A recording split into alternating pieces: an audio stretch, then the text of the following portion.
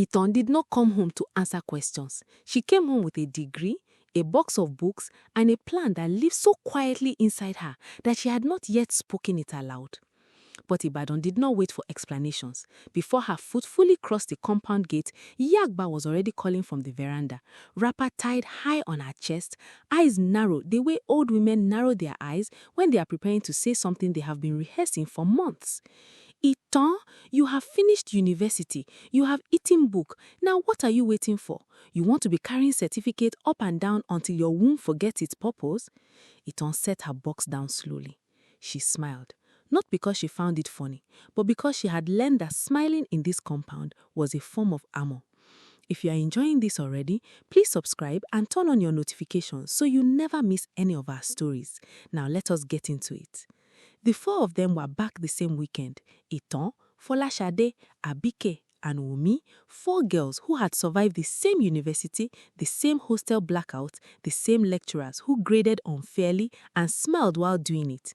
They reunited that Saturday evening in Àbíké's grandmother's kitchen in Bodija, sitting on low stools the way they had sat as children, eating amala and gbegiri from the same pot, the kind of eating that required no permission and no manners. For 1 hour, they were just girls again. Then Folásadé wiped her mouth, leaned back against the wall and said it. Ọkọ tó dára ni ètò. A good husband is the plan. She said it like a joke. Nobody laughed long enough for it to stay a joke. Wùnmí pointed her fork in agreement. I am not playing with myself. I want a soft life. I want a man who will take me to Dubai before December. I have suffered in this country enough. Àbíké was quieter. She traced the edge of her cup. I just want peace. I grew up in noise. I want to enter a house and breathe. Ìtàn looked at all of them, these women she loved more than almost anything, and she said carefully, but what if what we're feeling right now is fear, because fear doesn't make a good foundation? Folásadé kissed her teeth with deep affection. Ìtàn, you have always been the serious one. Let us find husbands first and be philosophical later. They laughed. Even Ìtàn laughed, but she kept what she felt folded neatly behind her smile, like a letter she was not ready to deliver. Folásadé moved the fastest. Within 3 weeks of returning to Ibadan, she had already been introduced to Bolaji through her uncle's church connections. He was 51, a building contractor with properties in Ibadan and Lagos, and a voice that filled every room he entered. Their first meeting was at a restaurant in Iyaganku. He ordered for her before she could speak, looked at her the way wealthy older men look at young women they had already decided to acquire, and said, "You are a fine girl. I will take care of you." Folásadé called Ìtàn that night. He said he would take care of me. And what did you say? Ìtàn asked. I smiled. Folásadé, Ìtàn, he has 3 houses. The engagement happened within 6 weeks. The wedding at Adam Singba was the kind of event that entered people's mouths for months. 600 guests, a live band, owambe fabric in gold and burgundy, a cake that was taller than the flower girl. Folásadé looked stunning. Bolaji looked proud in the way men look proud when they have acquired something they consider a trophy. He held her hand on the dance floor, pulled her close, pressed his lips briefly to her temple, and she felt a warmth spread through her chest that she chose to call love. He said, "You are mine now," quietly against her ear, and she whispered back, "And you are mine." He smiled, but it was a smile that did not quite reach all the way. 3 months into the marriage, Folásadé was living inside the most beautiful silence she had ever experienced. The duplex in Mapo had marble floors and curtains that touched the ground. The housework kept everything spotless. Her monthly allowance landed in her account like clockwork, but Bolaji traveled every week. When he returned, he was a man who moved through the house like a guest who had already checked out mentally. He ate, he slept, he took calls, he left. One evening, Folásadé prepared his favorite, ofada rice and designer stew, lit candles on the dining table, wore the dress she knew he liked, and waited. He came home, looked at the table, sat down, ate in silence while scrolling through his phone, said it was good, and walked to the bedroom. She sat at that table alone for 40 minutes after he slept. She called nobody that night. She just sat there, in her beautiful house, in her expensive dress, and felt something she could not name move through her chest like cold water. Elsewhere in Ibadan, Wùnmí was already deep into planning a different kind of life. She had met Temitope at an owambe in Agodi, and the man walked towards her with the particular confidence of someone who had never been told no and had no intention of starting now. He was charming in a way that activated every warning system Ìtàn had tried to install in her over the years. But he was also beautiful, and he smelled expensive. And when he leaned close and said, "I have been watching you since you walked in, and I need to know your name," Wùnmí felt something ignite low in her stomach. Their courtship was fire. He took her to Transcorp Hilton in Abuja for her birthday, sent her flowers to her mother's house on a random Tuesday, called her at midnight just to say he was thinking about her. When he kissed her the first time outside her gate after their third date, slow and deliberate, and like he had been planning it all evening, Wùnmí horned into his collar and forgot entirely that she had ever had reservations. "I am serious about you," he said, forehead against hers. "Prove it," she said. He laughed, low and warm. "Watch me." Comment below where you are watching from, and if you're already feeling this story, drop a like so more people can find it. Their wedding in Agodi Gardens was a spectacle that Wùnmí had planned with the precision of someone who had been designing this day in her head since she was 14. The photographs were flawless. The dress was custom. Temitope looked at her when she walked down the aisle the way women spend their whole lives hoping a man will look at them. She cried. He caught her tears with his thumb and kissed her corner of the mouth right there in front of everyone, and she thought, this is it. This is the life. She had no idea what was living underneath it. Now, Àbíké married with less fanfare and more intention. Adewale was introduced through family. He was a civil servant at Oyo State Secretariat Level 12, punctual, prayerful, with a steady salary and no drama attached to his name. Their first conversation lasted 2 hours and covered everything: faith, family, money, children. He was not exciting, but he was safe. And for Àbíké, who spent her childhood ducking between her parents' arguments, safe was everything. Their wedding was small, at a local church in Ìdí-Àyànrè, family and close friends only. When Adewale slid the ring on her finger, his hands were steady, and he looked directly into her eyes and said, "I will not give you chaos." And Àbíké pressed her lips together to keep from crying, because that was the exact sentence she had needed to hear her whole life. She kissed him first, in front of the pastor, in front of her mother, in front of everyone. She closed the distance and kissed him first because she was so full of relief she did not know what else to do with it. Àbíké, her mother hissed from the front row, but Adewale was already kissing her back, and she didn't care. Àbíké moved into their flat in Ìdí-Àyànrè in the first week of August. The flat was small and clean and hers. She arranged the kitchen herself, hung curtains she had chosen, placed a small vase of plastic flowers on the center table because she had always wanted one. For the first 2 weeks, she woke up every morning and felt a specific, quiet happiness that she could not entirely explain. Then, the silence began to have a different texture. Adewale left for the secretariat by 7:30 every morning. He returned by 6. He ate whatever she cooked with no complaint. He watched the news. He slept. On Sundays, they went to church, sat side by side in the pew, shared a hymn book, and came home. He never raised his voice. He never forgot to lock the gate. He never gave her any reason to cry. But he also never asked about her day, never noticed when she changed her hair, never reached for her hand during the news, never said her name in the way that made her feel like she was the reason he came home. One evening, 4 months in, Àbíké cooked eforiro and set his food and sat across from him and said, "Adewale, what do you like about me?" He looked up from his phone, blinked. What kind of question is that? It is a simple question. What do you like about me? He set the phone down with the careful patience of a man who found emotion mildly inconvenient. "Àbíké, what is wrong with you today? Have I not given you peace? Is there noise in this house? Is there fighting?" "No," she said.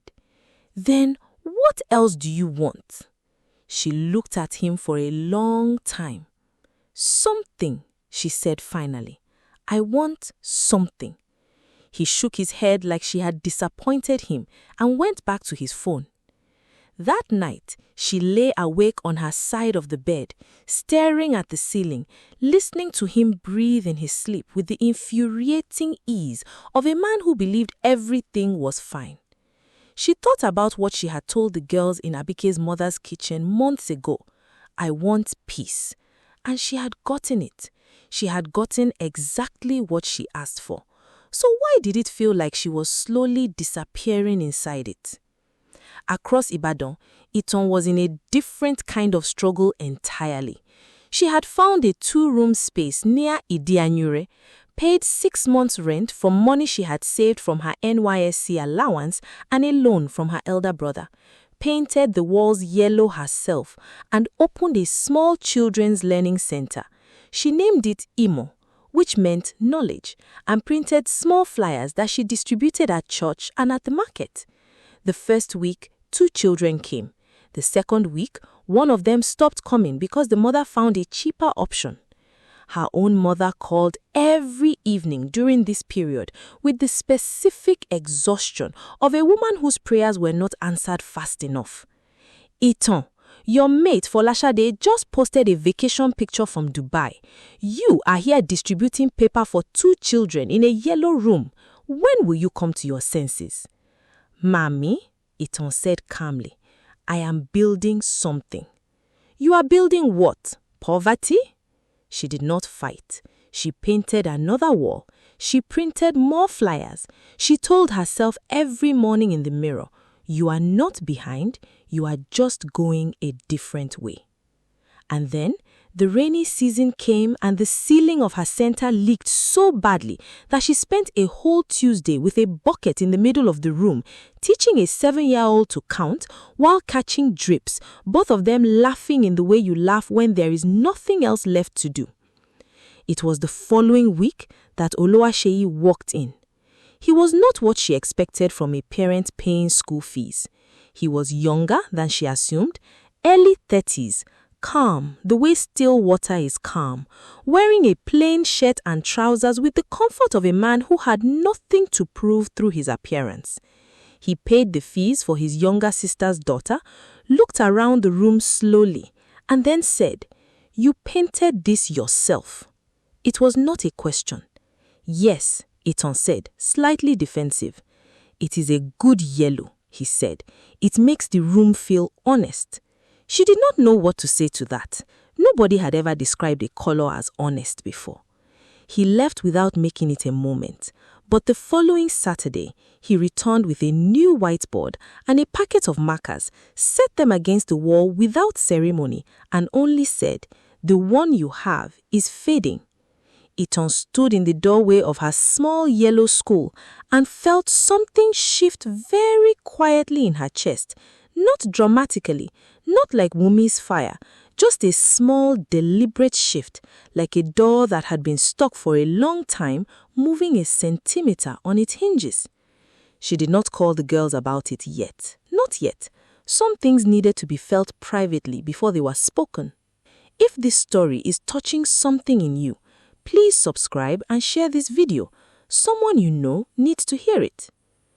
Wùnmí found the hotel key card on a Thursday evening in November, tucked into the inside pocket of Temitope's agbada that she had taken to iron. It was from a hotel in Victoria Island, a hotel she had never been to with him, a hotel he had never mentioned. She stood in the middle of their bedroom, holding it between 2 fingers, and felt the entire architecture of the past year rearrange itself inside her head. Every last-minute trip, every phone face down on the table, every explanation that was just slightly too smooth, too detailed, too complete, the way rehearsed things always are. She set the key card on the dressing table. She sat down. She looked at herself in the mirror, her silk robe, her head wrap, the earrings she still wore to bed because he had said once that she looked beautiful in them. And she asked herself one question. Who did you marry him for? When Temitope came home that evening, she was sitting in the living room in her best dress, spine straight, hands folded, like a woman who had already held court inside her own mind and reached a verdict. Wùnmí, he said cautiously, What is happening? She held up the key card. Tell me about Victoria Island. The silence that followed was its own confession. Then came the denials, then the partial admission, then the excuses wrapped in apology, wrapped in the kind of tears that men produce when they realize the thing they were careless with has decided to leave. I know you think you do, she said. She stood, picked up her bag from behind the chair where she had placed it before he came. I have been sitting here beautiful in someone else's story for too long. She walked out in her best shoes and she did not look back once. Folasade's ending came quieter. No confrontation, no key card, just a morning in February when she woke up, looked at the ceiling of her beautiful Mapo duplex and realized she could not remember the last time she had felt seen by the man sleeping beside her. Not noticed, not funded, seen. She packed one bag while he was in the shower. She wrote a short note, not angry, not dramatic, just honest, and placed it on the dining table next to the candle she had never stopped lighting. She called her younger sister, drove herself to Agodi, and did not cry until she was fully inside the door. Then she cried for 3 hours and ordered herself puff-puff and sobered up and enrolled in a digital marketing course the following Monday. Àbíké stayed, but she had a conversation first, a real one. On a Sunday after church, she made Adewale sit at the table and she spoke without stopping for 20 minutes about loneliness inside a quiet marriage, about wanting to be known and not just kept, about how peace without warmth was not the same as love. He went silent for 3 days after that. On the 4th day, he came home with bush mango and said carefully, I don't know how to be everything you need, but I am willing to try.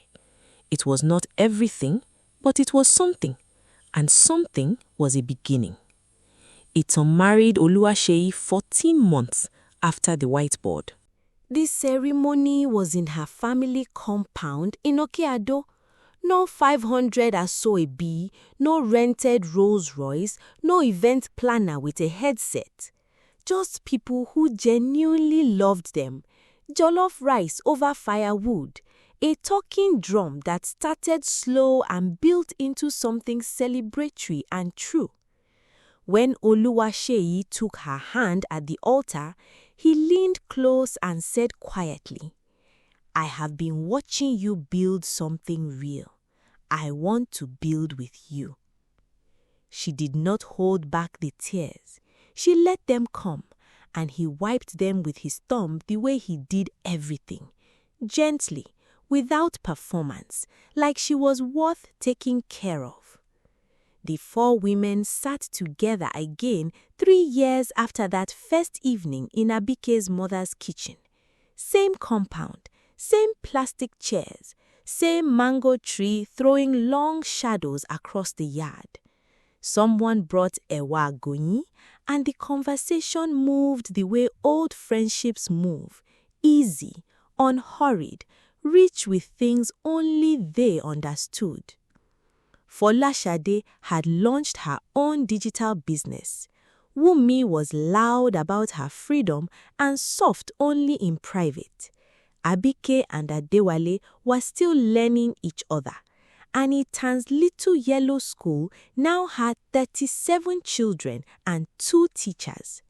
Ìtàn set down her cup and looked at all of them and said, Mo ti parí. Mi ò ní ohun kankan láti fi hàn mọ́. Ìyẹn ni òmìnira. I am done. I have nothing left to prove. That is freedom. The compound was quiet for a moment. Then Wùnmí said, It sounds better in Yoruba. And they laughed, the kind of laugh that has survived something and come out the other side still breathing.